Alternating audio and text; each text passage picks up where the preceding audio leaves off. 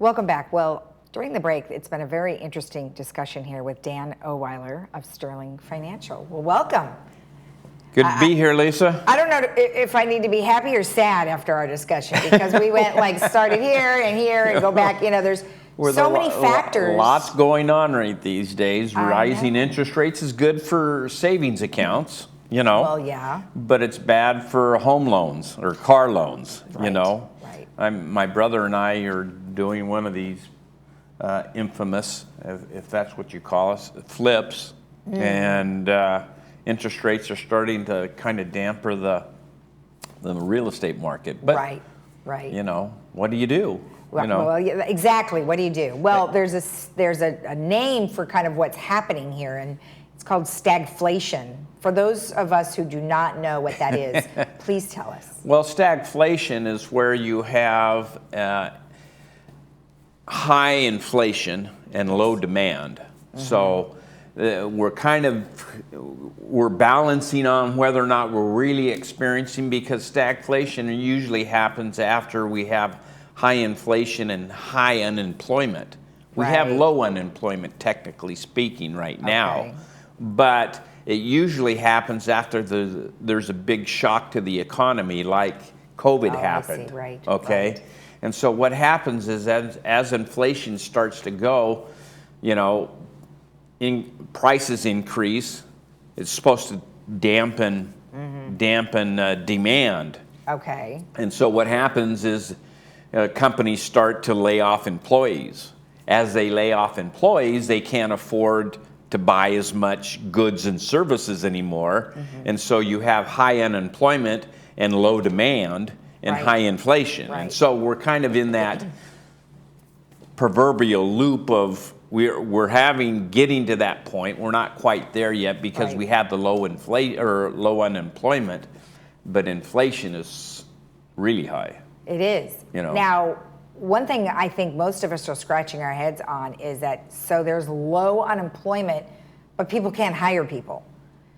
You can't find anybody to hire. Where are all these people? Well, people got used to the virtual job force, and I was reading where I forget who it was. Some city manager started to require the city workers to come back virtually at least 3 days a week, and they had a 30% retirement or resigning because they like the virtual from home. And so getting people to come into a brick and mortar store or a company is very difficult these days because, first of all, the government was paying us to stay home. Right. Okay, with unemployment benefits and everything.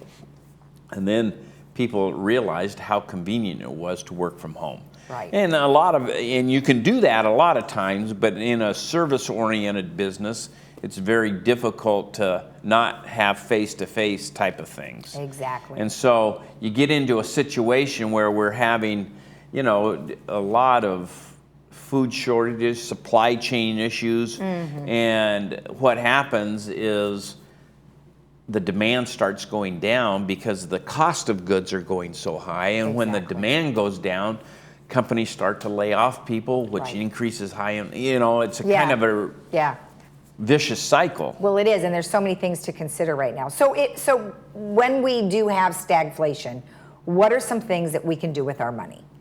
Well, obviously, high inflation. One of the tools that the government uses to reduce demand is raising interest rates. So as interest rates go up, the cost of we were talking about that, the cost of a car loan or home mortgages increases, which demand goes down on those consumer goods or other goods, any consumer things like that. So what happens is that you end up having lower demand, which supposedly then companies will lower lower prices to bring inflation down.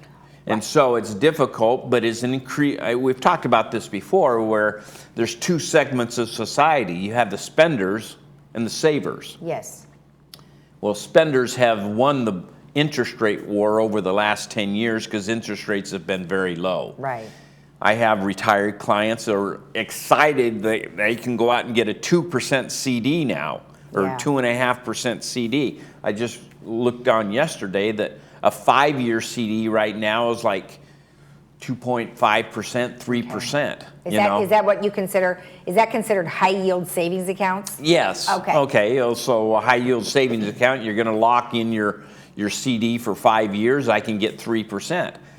Well, who's excited about 3%? Generally speaking. Right. But I have clients that are just laddering CDs every 6 months and buying a Yeah. 5-year CDs, and Right.